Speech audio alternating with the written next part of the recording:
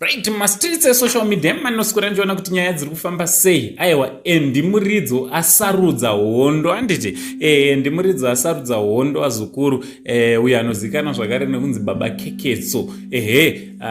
Mchinda uyu sekuziva kwenyu kuti akanga ari mbori kwa JP, akabva nekuna JP achizotangawo rakewo band anditi. Kungofananawo nababa Harare vakabvawo nekuna JP vachizotangawo rawo band newawo musambo.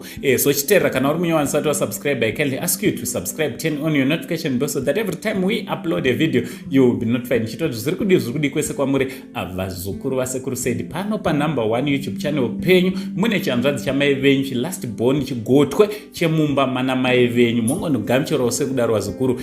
So nyaya ndauya nayo ndi Muridzo pane inonzi the Danish show here, the Danish show something like that. Uko kwakanga kuna ndi Muridzo achitaura mashoko anoshungurudza anorwadza amenoti anoshungurudza kurutivi rwake here kana kuti rwaJP, nekuti anotaura achitizoni takashanda naJP, anomadresa achiti the tall guy anditi. Anoti the tall guy kataimushandi taiti tikaita any show tikaita nani hapana chataiwana, mari yese aitoroenda nayo sitosara tiri munzara.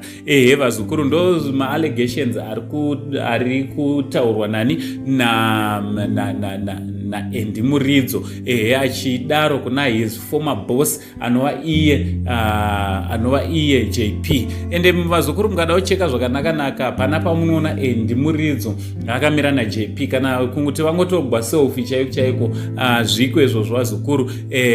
Zvinongoratidza kuti zoni pakushanda kwavo zvinenge zvisina kupera zvakanaka, pane kumwe kusanzwanana nekusaurirana kuripo, ende zvichiri kutoratidza kuti Muridzo ane bitterness vazukuru, anotori nekubatikana nematiritirwo aiitwa naJP according to him anditi. Also tikada kucheka pakati paJP nababa Harare vanotomboimba vese, vanotoita zvinhu zvizhinji vese kureva kuti zvone, ende baba Harare vanogara vachitaura zvakanaka pamusoro paJP. Asi Muridzo zvinoratidza kuti zvone hapana chakanaka vazukuru, uye atoratidza kusarudza kutaura nenziro yemusindo anditi.